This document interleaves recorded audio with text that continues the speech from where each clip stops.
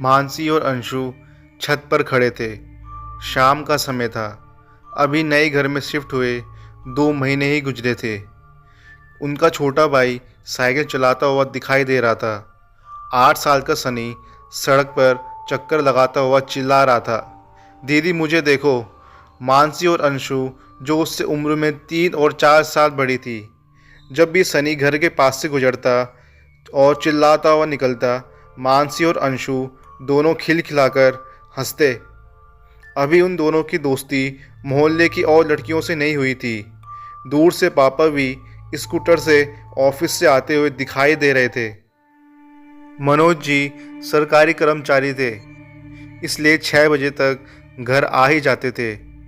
उनके आते ही उनकी पत्नी दुर्गावती चाय बना देती और अंशु और मानसी भी पापा को आते देख छत से नीचे आ गई।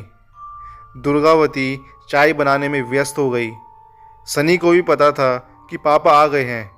उनका स्कूटर जो उसने देख लिया था, और उसे भी ये पता था कि मम्मी चाय के साथ ज़रूर कुछ गर्मा गर्म नाश्ता बनाएंगी। इसी लालच में सभी बच्चे जब पापा आते तब घर पहुंच ही जाते। इसी बहाने सभी लोग साथ में चाय नाश्ता करते। उसके पश्चात दुर्गावती खाना बनाने में जुट जाती और बच्चे पढ़ाई में। अंशु और मानसी घर के कामों में थोड़ा बहुत हाथ बटा देती थी। 12 साल की अंशु और 11 साल की मानसी आपस में बहनें कम और सहेलियां ज़्यादा थी। दोनों की आपस में बनती थी। लड़ाई झगड़ा भी हुआ करता था, पर एक दूसरे के बिना रह भी नहीं पाती थी।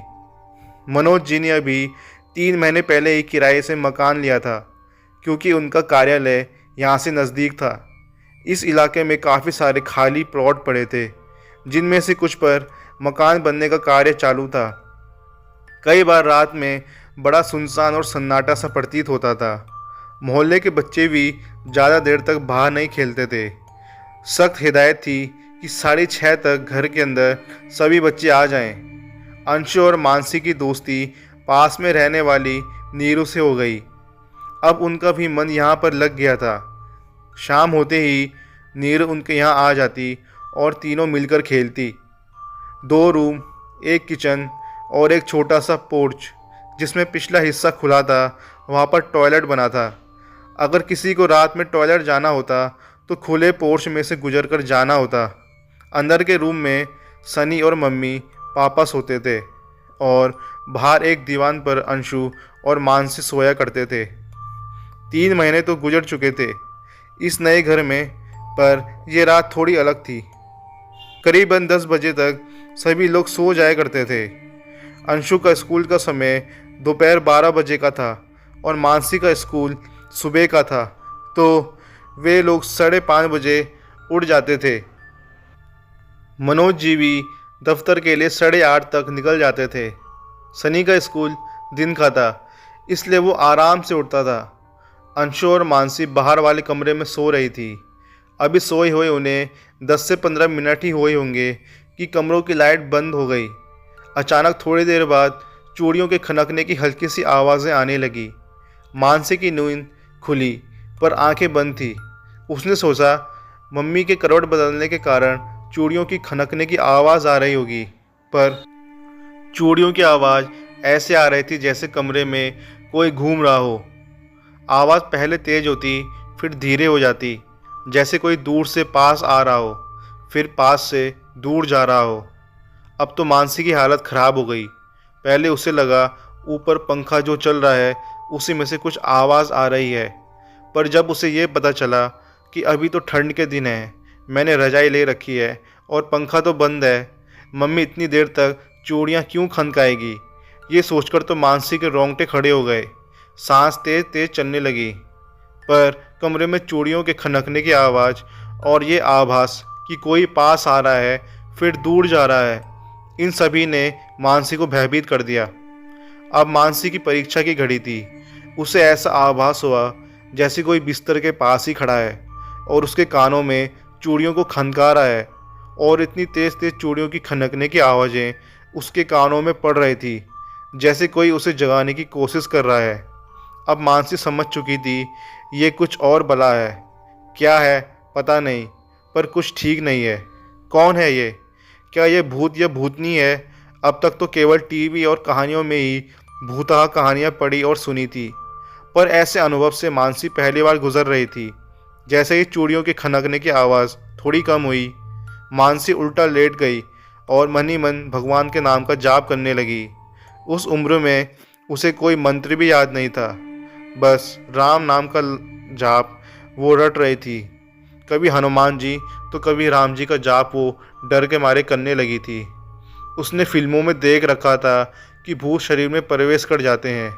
इस बात से वो और पसीना पसीना हो गई थी। उसे लग रहा था कि अंशु कितनी भाग्यशाली है कि वो सो रही है और एक मैं हूँ जो इस बला से जूझ रही है।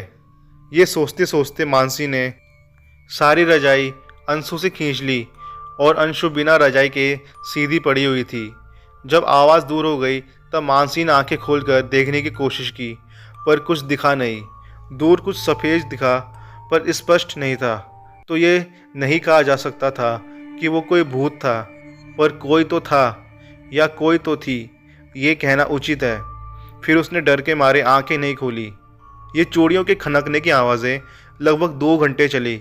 मानसी का गला सूख चुका था। फिर जाने कब उसे नींद आ गई पता नहीं चला। मानसी का स्कूल सुबह का था। वो जल्दी तैयार हुई और रात की बात बिल्कुल भूल गई। उसे कुछ भी याद नहीं आया। वो रोज की तरह नियमित तैयार होकर स्कूल चले गई। अंशु का स्कूल दोपहर का था। वो लगभग 11:30 बजे घर से निकल चुकी थी। जब मानसी दिन में लगभग 2 बजे घर आई और जैसे ही उस रूम में गई, उसे रात की पूरी घटना याद आ गई। उसने मम्मी को अपने भाई सनी को रात में घटी इस डरावनी घटना का वृतांत बताया। यह सुनकर मम्मी भी चौंक पड़ी। पहले तो उन्हें यकीन ही नहीं हुआ और मानसी को कहने लगी कि ये सब तुम्हारे मन का वहम है, ऐसा कुछ नहीं। पर मानसी के बार बार कहने पर दुर्गावती को विश्वास होने लगा। दुर्गावती दुर्गा जी की भक्त थी। उन्होंने उसी समय पूरा कमरा धोकर माता रानी का चित्र लगाकर दुर्गा सप्तशती का पाठ किया ताकि यहाँ से भूत बाधा दूर हो। जब पाठ खत्म हुआ तब स्कूल से अंशु भी आ गई। उसने पूछा ये क्या हो रहा है। तब उसे भी रात की सारी घटना मानसी ने बताई। तब अंशु ने कहा कि मैंने भी इस घटना को महसूस किया, पर मैंने भी आंखें बंद रखी थी तो मुझे भी कुछ नहीं दिखा और डर इतना लग रहा था कि हिम्मत नहीं थी कि आंख खोलकर देखा जाए।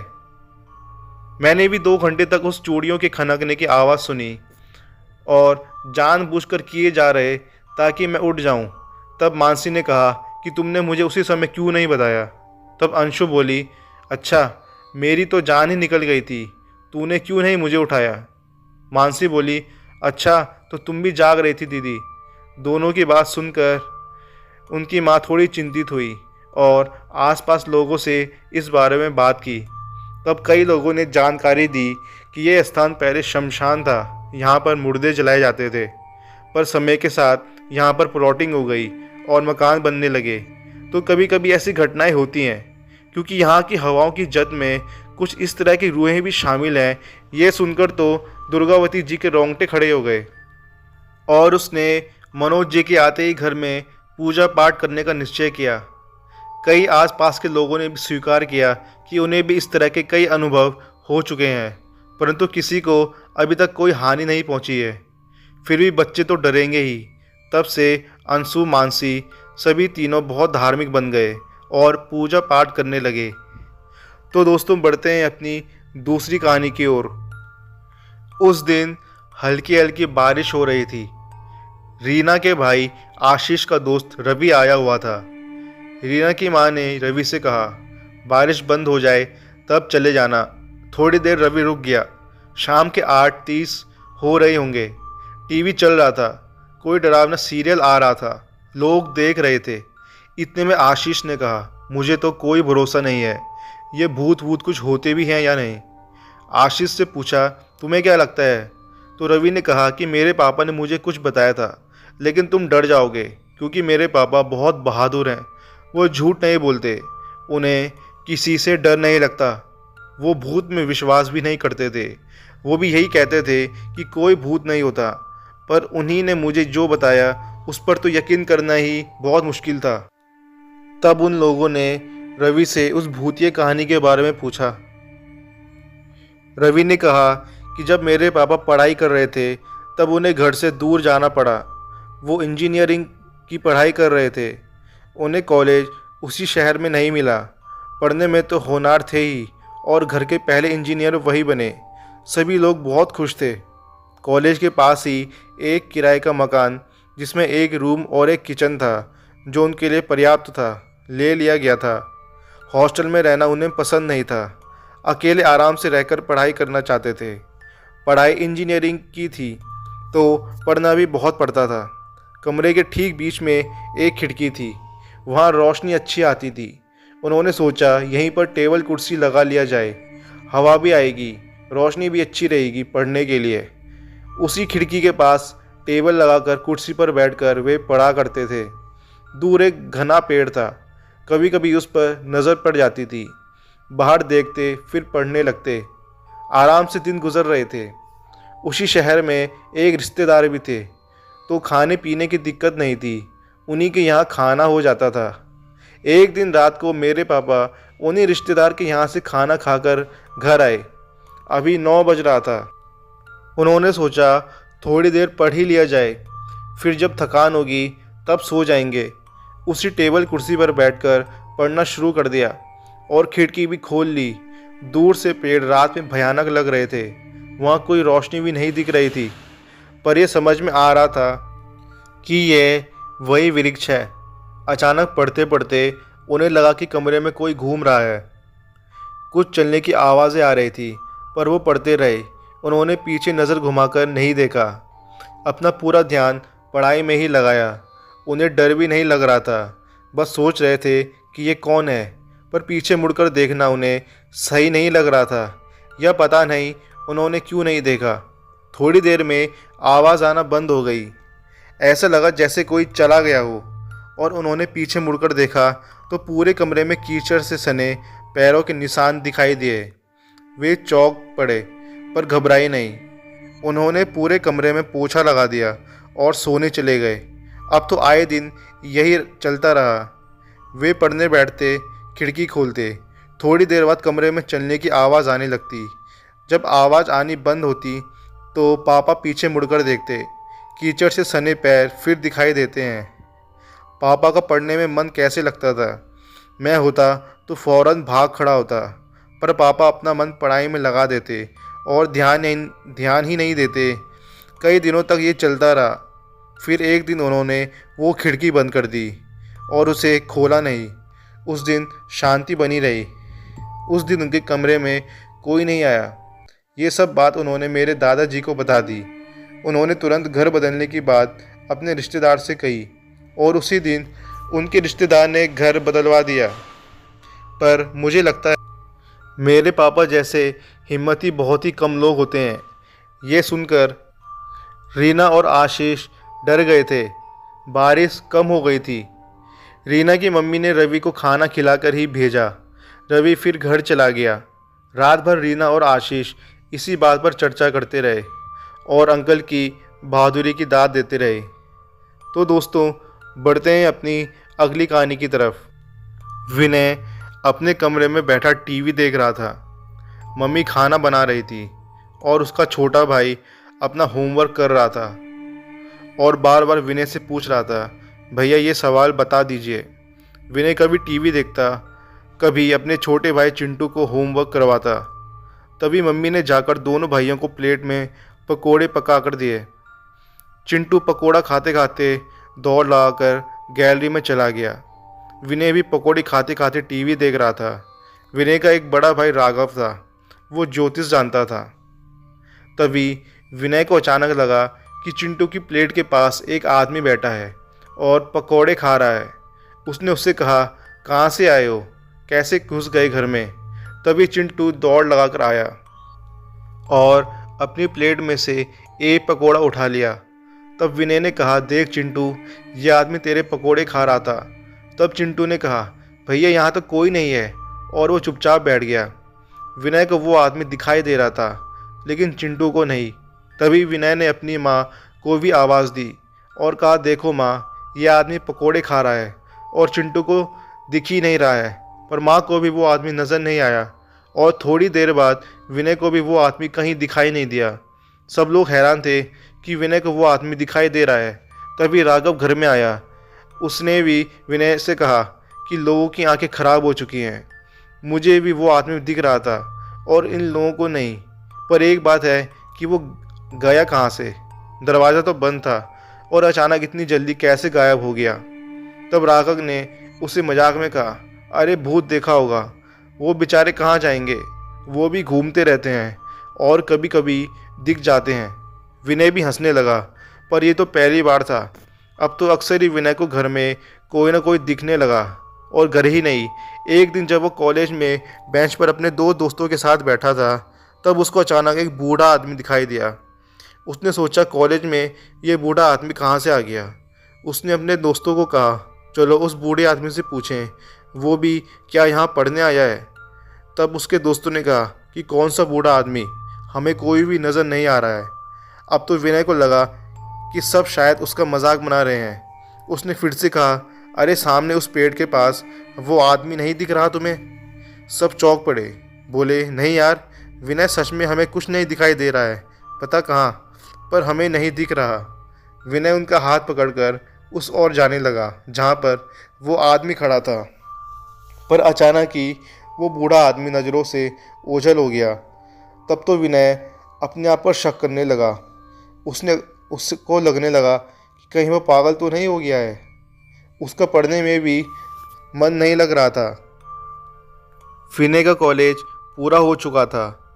वो एक प्राइवेट कंपनी में काम करने लगा था। किसी काम के सिलसिले में उसे दूसरे शहर जाना पड़ा। वो एक होटल में कमरा लेकर ठहर गया, पर रात को ना जाने वो सो नहीं पाया। एक बेचैनी सी उसके दिमाग में थी। लग रहा था कि कमरे में कोई है। उसने सोने की बहुत कोशिश की, पर कहीं ना कहीं उसे कोई आवाज़ें सुनाई देती थी, जैसे कोई कुछ धीमे धीमे कह रहा हो। फिर उसे एक साया दिखाई दिया, पर स्पष्ट नहीं था। अब तो विनय ने होटल के मैनेजर को फ़ोन लगाकर कमरा बदलने को कहा। मैनेजर ने पूछा, क्या प्रॉब्लम है? विनय ने कहा, पता नहीं, लग रहा है जैसे कमरे में कोई है, बेचैनी बहुत लग रही है। तभी मैनेजर ने एक एम्प्लॉय को बुलाकर थोड़ा गुस्से होते हुए कहा, ये रूम क्यों दिया गया है? उस एम्प्लॉय ने जवाब दिया, सर पहले भी कई लोग यहाँ पर ठहरे हैं, तब तो सब ठीक ठाक ही था। खैर, विनय का रूम बदल दिया गया। अगले दिन उसने एक वेटर से पूछा, तो वेटर ने कहा कि उस रूम में किसी आदमी ने खुदकुशी कर ली थी। ये सुनकर विनय घबरा गया। मन ही मन सोचा, बाल वाल बचे। तो दोस्तों, ये थी आज की कहानी। उम्मीद है आपको आज की कहानी पसंद आई होगी। तो मिलते हैं आपको अगली वीडियो में। धन्यवाद।